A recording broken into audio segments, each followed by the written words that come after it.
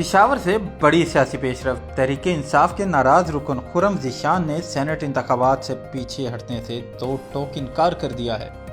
मैं खुद एक कैंडिडेट हूं सेनेट का, और सेनेट की सीट या सियासत या आगे कोई भी टिकट या कोई ओहदा, ये मेरे लिए कोई माने नहीं रखते। मैं इनको जूती की नोक पे रखता हूँ। अपने बयान में खुर्रम ज़ीशान ने कहा है, इनका मकसद सेनेटर बनना नहीं बल्कि इशराफिया के तकब्बुर को पाश करना है। इनका कहना था कि हार और जीत सानवी है, असल जीत नजरिए की होती है। उन्होंने वाजे किया कि इशराफिया बंद कमरों में फैसले करते हैं, ओहदे बांटते हैं और फिर बिला मुकाबला सेनेट में आ जाते हैं, लेकिन अब वैसा नहीं होगा। इलेक्शन होगा और नतीजा कुछ भी हो, ये जंग असूलों की है। खैबर पख्तूनख्वा से सेनेट की 11 नशिस्तों पर आज वोटिंग होगी, जहां 25 उम्मीदवार मैदान में हैं। तहरीके इंसाफ के 5 नाराज अराकीन ने भी कागजात नामजदगी जमा कराए थे, ताहम 4 उम्मीदवार दस्तबरदार हो चुके हैं और जनरल नशिस्त पर अब सिर्फ खुर्रम ज़ीशान डटे हुए हैं।